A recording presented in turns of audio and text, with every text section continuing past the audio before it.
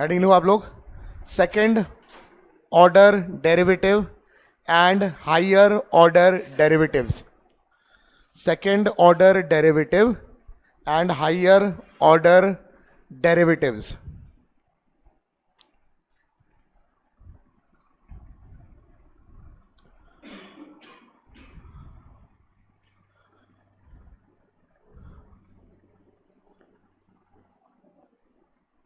क्या मतलब है इसका? देखो, अभी तक हमें कोई भी फंक्शन दिया होता था, हम लोग एक ही बार डिफरेंशिएट करते थे, याद है? सेकेंड ऑर्डर डेरिवेटिव का मतलब है कि हम दो बार डिफरेंशिएट करेंगे फंक्शन को। हायर ऑर्डर मतलब कि हम 3 बार, 4 बार, 5 बार, 6 बार, कितनी बार भी कर सकते हैं, रिक्वायरमेंट के हिसाब से होगा।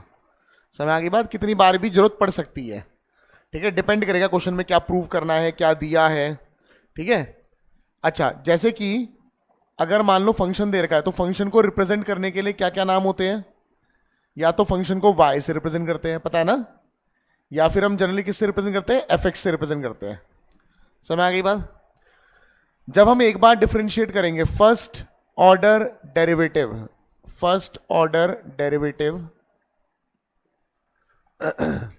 जब हम एक बार डिफरेंशिएट करते हैं तो जो रिजल्ट आता है इसको मैं dy अपॉन dx कह सकता हूं, या फिर मैं इसे y डैश भी कह सकता हूं, ठीक है, या थोड़ी सी जगह और बना देते हैं,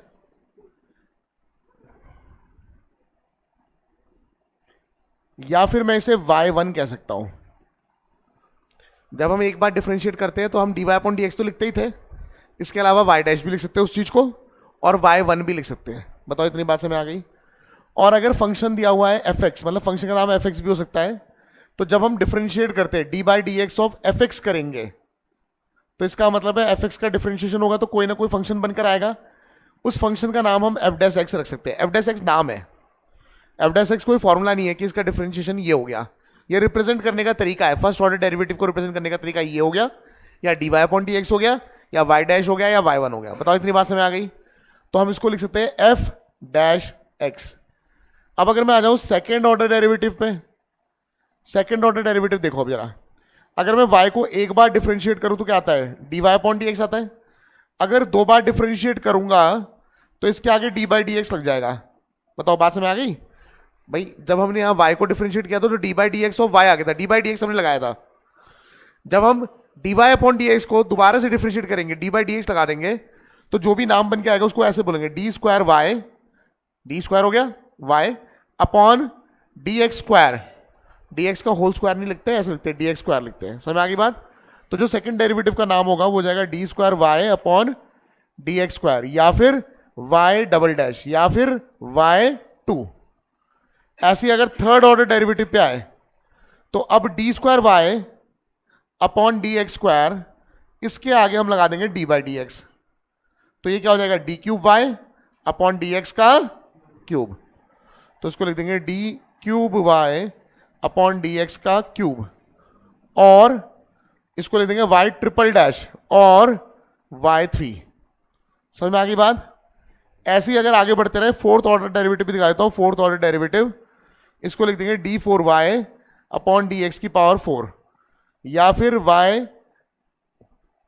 रोमन नंबर y की पावर ऐसे। समझ आ गई बात? या फिर इसको लिख सकते हैं y4, और इस तरह चलता रहेगा ये nth ऑर्डर डेरिवेटिव पे। जब हम nth ऑर्डर डेरिवेटिव पे पहुंचेंगे, वैसे हम इसका यूज ना कम ही करते हैं, हम ज्यादातर ये और ये यूज करते हैं, थर्ड तक तो तब भी लिख लेते हैं, फोर्थ के बाद हम ज्यादातर या फिर ये लिखेंगे या फिर ये लिखेंगे। समझ आ गई बात? nth order derivative d n y upon D x की पावर n और y n।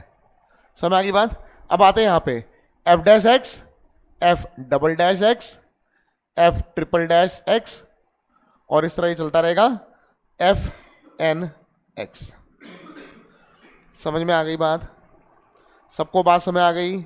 वैसे इस रिप्रेजेंटेशन का भी हम कम ही यूज करते हैं, वरना कंफ्यूजन हो जाता है कि ये होल पावर है या डेरिवेटिव है, इसलिए कम ही यूज करेंगे इसका। समझ आ गई बात? तो उसको नहीं लिखते, रहने देते, ठीक है? बताओ, क्लियर है? अब जरा मैं डिफरेंशिएट करके दिखाता हूं कि कैसे सेकंड ऑर्डर डेरिवेटिव, डिफरेंशिएशन तो वैसे ही चलेगा जैसे आप लोगों ने किया है। अब उसको जो रिजल्ट आएगा उसको एक और बार कर देंगे डिफरेंशिएट, अगर 2 बार करने के लिए बोलेंगे। तो जैसे कि मान लेते हैं सपोज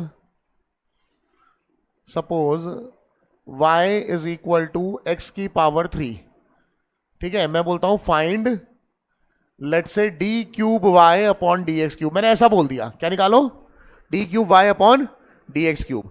यानी इसको कितनी बार डिफरेंशिएट करना है, इसको कितनी बार डिफरेंशिएट करना है, 3 बार। तो y is equal to x cube है, डिफरेंशिएट करने के लिए डिफरेंशियल ऑपरेटर लगा देंगे आगे, तो d Y upon D x बन जाएगा। इसका डिफरेंशियल हो जाएगा 3x स्क्वायर। ये हो गया नंबर 1। दोबारा से डिफरेंशिएट करो, डिफरेंशिएट अगेन, ठीक है। तो इसका नाम क्या हो जाएगा, D square Y upon D x square. सही बात है कि नहीं है। और यहां पे हो जाएगा 6x। डिफरेंशिएट तो वैसे ही करना है जैसे हमने पढ़ा है, बस अब 2-3 बार करना पड़ेगा, डिपेंड करता है क्वेश्चन में दिया क्या है। डिफरेंशिएटिंग अगेन, दोबारा कर दिया डिफरेंशिएट, तो अब हो जाएगा D cube Y upon D x cube is equal to 6। तो हमारा जो आंसर आ गया वो ये आ गया। पर इस क्वेश्चन के माध्यम से मैं एक मैसेज भी देना चाहता हूं। मैसेज ये है, ये पॉलिनोमियल फंक्शन है। पॉलिनोमियल क्या है, ये पॉलिनोमियल फंक्शन। इसकी पावर कितनी है, 3। तो 3 बार डिफरेंशिएट अगर करेंगे, जितनी भी पावर है अगर उतनी बार डिफरेंशिएट करेंगे, पॉलिनोमियल की बात कर रहा हूं, जितनी भी पावर है अगर उसको उतनी बार डिफरेंशिएट करेंगे तो कांस्टेंट बचता है। क्या बचता है, और अगर उससे एक ज्यादा बार डिफरेंशिएट करेंगे तो 0 बचेगा हमेशा। समझ में आ गई बात। तो मैं यहां पे एक नोट बना के लिख रहा हूं कि डिफरेंशिएशन या nth derivative of polynomial of degree n gives constant. बताओ इतनी बात समझ आ गई। एक और पॉइंट लिख रहा हूं मैं, n+1th derivative of polynomial of degree n gives 0। बताओ बात समझ आ गई। एमसीक्यू वगैरह में काम आ जाते हैं इसलिए थोड़ा सा लिखा दिया मैंने। क्लियर है ना, ठीक है। अब इससे रिलेटेड ना एक्सरसाइज में मैं 2-3 क्वेश्चन करा देता हूं पहले, ठीक है। थोड़ा सा आपको आइडिया लग जाएगा, भाई प्रूफ वाले करा दूंगा मेनली मैं, थोड़ा सा आइडिया लग जाएगा प्रूफ करने हैं कैसे है, ठीक है। पहले आप ये नोट कर लो। चलो क्वेश्चन देखें।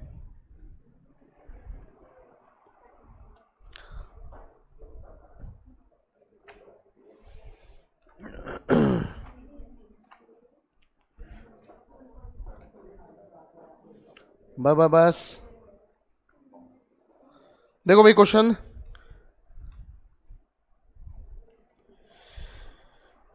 देखो जैसे कि अगर मैं बात करूं क्वेश्चन नंबर 3 की, मैं प्रूफ वाले करा रहा हूं मेनली। क्वेश्चन नंबर 3 क्या बोला हुआ है, क्वेश्चन नंबर 3 में क्या प्रूफ करना है, if y is equal to x plus 10x, if y is equal to x plus 10x, तो बोला है प्रूव दैट, क्या प्रूव करना है, cos square x d square Y upon D x square, ठीक है, -2y plus 2x, -2y plus 2x is equal to 0। ये prove करना है, ठीक है। ध्यान से देखना, प्रूफ वाले अगर तुम थोड़ी सी प्रैक्टिस करोगे बढ़िया होने लग जाएंगे, ठीक है, वरना दिक्कत आ सकती है। अब देखो जरा, यहां से स्टार्ट करते हैं, y is equal to x plus 10x, ये तो गिवन ही है, सही बात है। मुझे ये प्रूव करना है, ठीक है जी। जो प्रूव करना है इसमें मैं देख सकता हूं सेकंड डेरिवेटिव आ रहा है, यानी मुझे कितनी बार डिफरेंशिएट करना पड़ेगा, 2 बार करना पड़ेगा। तो मैं एक बार डिफरेंशिएट करूंगा, डिफरेंशिएट फर्स्ट, y को डिफरेंशिएट करेंगे क्या आएगा, y1 या y डैश लिख लो। मैं dy अपॉन dx भी लिख सकता हूं, पता है ना। मैं फिलहाल ऐसे लिख रहा हूं, y1 लिख लेता हूं या y डैश लिख लेता हूं, चलो y डैश, ठीक है। x का डेरिवेटिव क्या हो जाएगा 1, और tan x से क्या हो जाएगा sec स्क्वायर x। समझ में आ गई बात। एक और बार डिफरेंशिएट करना पड़ेगा, मुझे ये लेके आना ना, तो मुझे एक और बार डिफरेंशिएट करना पड़ेगा। क्यों कर रहा हूं एक और बार डिफरेंशिएट, यहाँ पे सेकंड ऑर्डर डेरिवेटिव है, क्लियर है ना।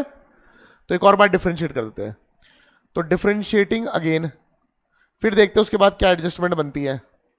दोबारा डिफ्रेंशिएट करूंगा तो यहां पे क्या आएगा, वाई डैश का हो जाएगा वाई डबल डैश, 1 का हो जाएगा 0, सेक स्क्वायर एक्स का हो जाएगा 2 सेक एक्स, और फिर करेंगे सेक एक्स को तो सेक एक्स टैन एक्स।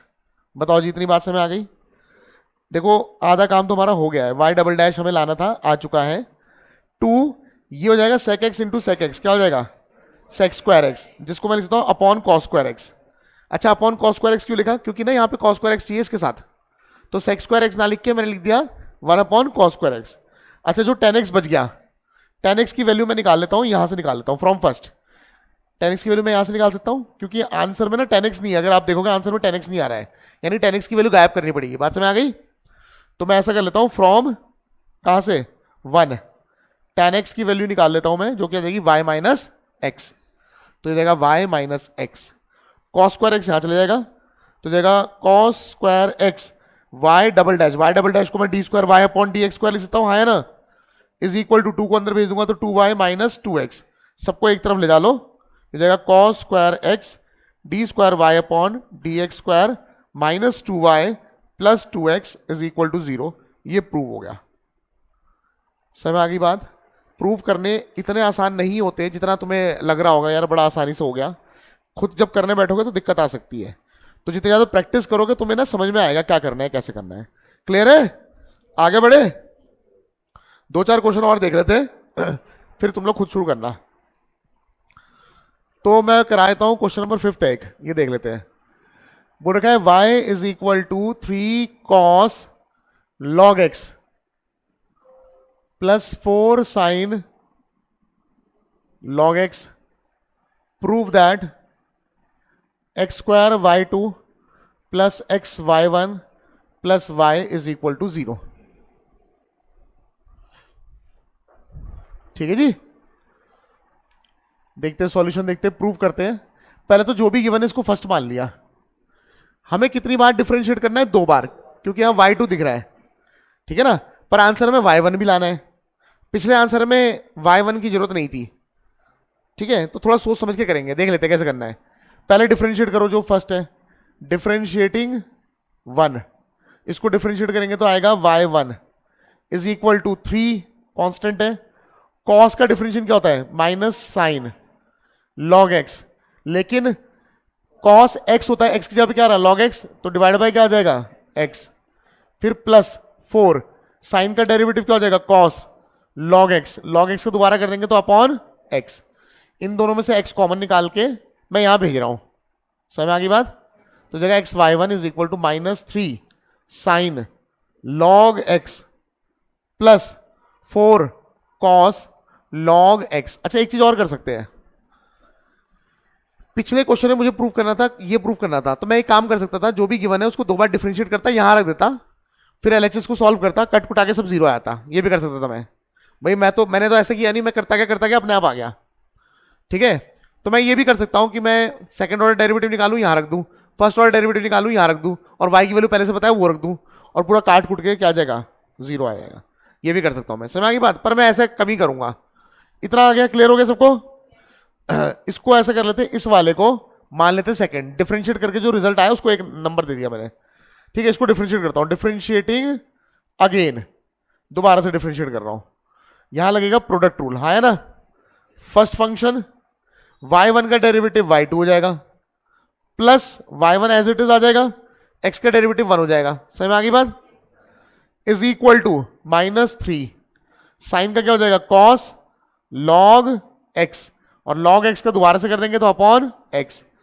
अच्छा 4 कॉस का हो जाएगा minus sine log x upon x, दोनों में से x कॉमन निकाल के यहां भेज देंगे, समझ में आ रही बात। तो एक्स स्क्वायर y2 आ गया प्लस एक्स वाई वन, दोनों में से माइनस कॉमन निकाल दिया, 3 cos log x plus 4 sine log x. अगर आप ये देखोगे तो ये पूरा 1 है फ्रॉम फर्स्ट, देखो ये पूरा क्या है, ये पूरा क्या है y, क्या है ये पूरा, समझ में आ गई बात, बस आ गया answer. X square y2 plus x y one, इसको इधर ले जा लो, तो x square y2 plus x y one plus y is equal to 0, prove हो गया। समझ में आ गई बात? जब आप खुद से करना शुरू करोगे तो धीरे धीरे एडजस्टमेंट सीख जाओगे। ठीक है, करना शुरू करो। चलो, कुछ डाउट बेटा? क्लियर है?